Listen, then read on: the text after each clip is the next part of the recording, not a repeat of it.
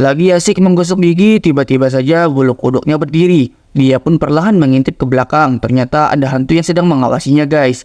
Pria ini cuek saja seakan tidak ada apa-apa. Lalu hantu itu mulai menampakkan dirinya. Si pria tetap cuek dan berpura-pura tidak melihat, guys. Si hantu mulai menakuti si pria. Tapi si pria bodoh amat. Hantu itu tidak menyerah. Ia terus berusaha buat menakuti si pria hingga mengeluarkan bau tak sedap dari mulutnya. Karena mulut hantu yang bau sekali, si pria pun dengan spontan memalingkan wajahnya. Si hantu sekarang sudah tahu kalau pria itu bisa melihatnya. Ia pun menakuti si pria lagi dan mengeluarkan bau tak sedap dari mulutnya. Tidak bisa lagi menahan diri, si pria langsung menonjok si hantu, guys. Hantunya pun kesakitan lalu menangis. Dia ingin berbicara, tapi disuruh pria itu diam atau dipukul lagi. Tidak ingin dipukul 2 kali, hantu itu pun memutuskan untuk pergi. Robot ini tidak sengaja menemukan koper. Pas saat dibukanya ada jantung manusia. Lalu ia mencoba memasukkan jantung itu ke dalam tubuhnya, guys. Seketika dia merasa nyaman. Dia pun bisa merasakan apa yang manusia rasakan.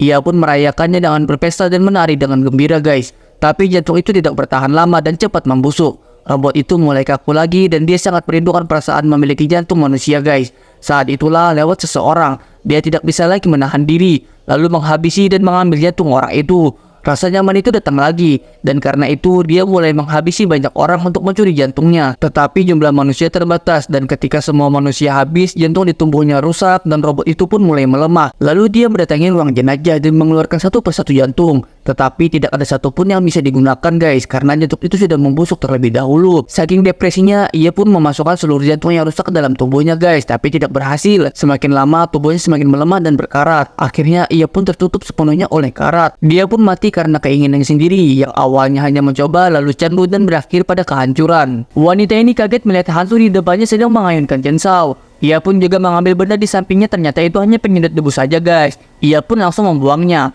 Melihat itu, hantunya mengejek-ejek si wanita. Tanpa disadari, si hantu malah memotong kayu yang di atas lalu menimpanya. Melihat hantu yang tersungkur, si wanita langsung mengambil linggis untuk menghajar hantunya. Tapi si hantu dengan sigap menyekap anak si wanita. Ia hendak memukul, tapi suaminya datang menegur istrinya, guys. Mereka pun membacakan semacam mantra yang membuat hantunya menangis. Lalu si hantu melepaskan anak itu dan berubah menjadi wanita cantik. Tapi hantu itu hanya ngeprank saja, guys. Ia pun berubah lagi menjadi hantu, lalu mengeluarkan pisau untuk menghabisi mereka semua. Tiba-tiba saja pintu terbuka yang membuat hantu itu terjatuh. Ternyata itu adalah ayah mereka. Melihat hantu yang sudah terjatuh, si pria pun bergegas untuk menutup sumurnya. Si putih ini mencoba berjalan menuju ke garis finish, guys, meskipun dengan tertatih-tatih. Melihat perjuangannya, para penonton pun bersorak memberi tepuk tangan. Melihat Ciput yang semakin dekat dengan kemenangan, lawannya tidak terima. Ia langsung masuk ke dalam mobilnya. Tapi sayang mobilnya tidak mau hidup akibat kecelakaan. Karena tidak ingin kalah dari Ciput, ia pun mencoba mendorong mobilnya itu. Tiba-tiba saja roda mobilnya lepas. Hampir saja roda itu mengenai Ciput, syukurnya Ciput sempat menghindar. Ciput terus melanjutkan jalannya. Karena mobilnya tidak bisa lagi didorong, pria ini pun menyeretnya. Siput hampir terbalap, guys, tapi mobilnya malah tersangkut. Lalu ia mencoba menginjak Siput. Siput yang cerdas langsung masuk ke dalam cangkangnya. Lalu cangkangnya pun bergulir dengan cepat menuju ke garis finish. Si pria tidak terima. Ia langsung melompat untuk menangkap Siput, tapi tidak berhasil, guys. Akhirnya Siput pun finish dan menjadi pemenangnya.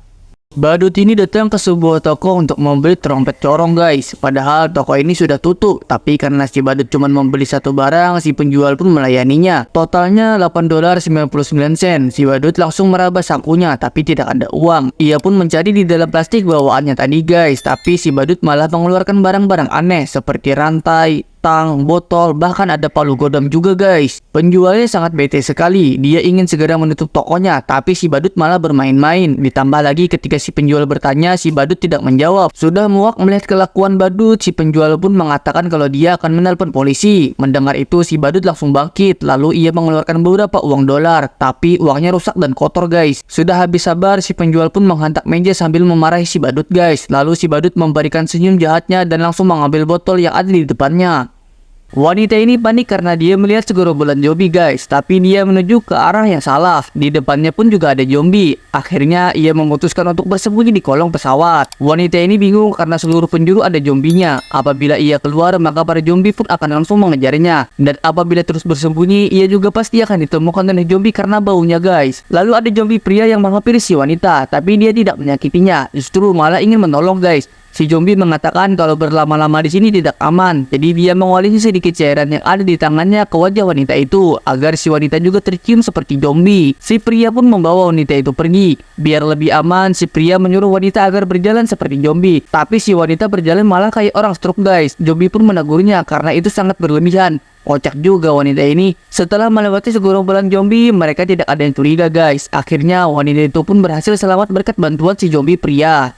Pria ini memasang taruhan 6 juta dolar. Pria di sampingnya hanya bisa all-in di 5 juta dolar. Lalu pria ini menaikkan betnya lagi menjadi 12 juta dolar. Pria berbaju putih ini awalnya ingin bermain di bet rendah aja guys. Tapi karena pria di depannya memancing bermain bet tinggi, ia pun meladeninya. Dengan all-in semuanya 45.500.000 dolar. Para penonton yang melihat itu pada tercengang guys. Lalu pria ini kembali lagi melihat kartunya. Setelah memastikan, ia pun juga all-in. Bandar langsung menyuruh membuka kartunya guys. Pria pertama kartunya flush. Pria kedua tersenyum tipis lalu mengeluarkan kartunya yaitu full house. Pria ketiga juga full house, tapi dia full house tertinggi yaitu as. Dengan senyum angkuh dia berpikir akan menang. Lalu giliran pria terakhir guys. Pada saat ia membuka, para penonton langsung bertepuk tangan. Ternyata kartunya adalah strike flush. Pria berbaju putih lah pemenangnya. Pria ini hanya bisa terdiam guys. Yang bikin tercengangnya yaitu uang yang ia gunakan untuk berjudi adalah uang perusahaan.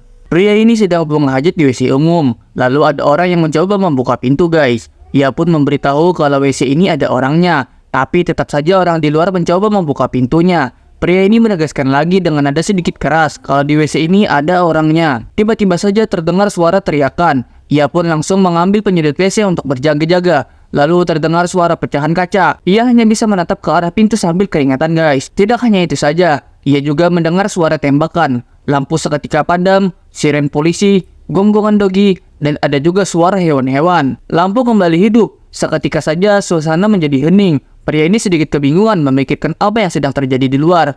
Hal mengejutkan pun terjadi, di mana ada sebuah chainsaw yang mencoba merusak pintunya. Pria ini hanya bisa berteriak dengan kerasnya guys. Lalu muncul sebuah tangan dengan cairan merah membuka pengunci pintu.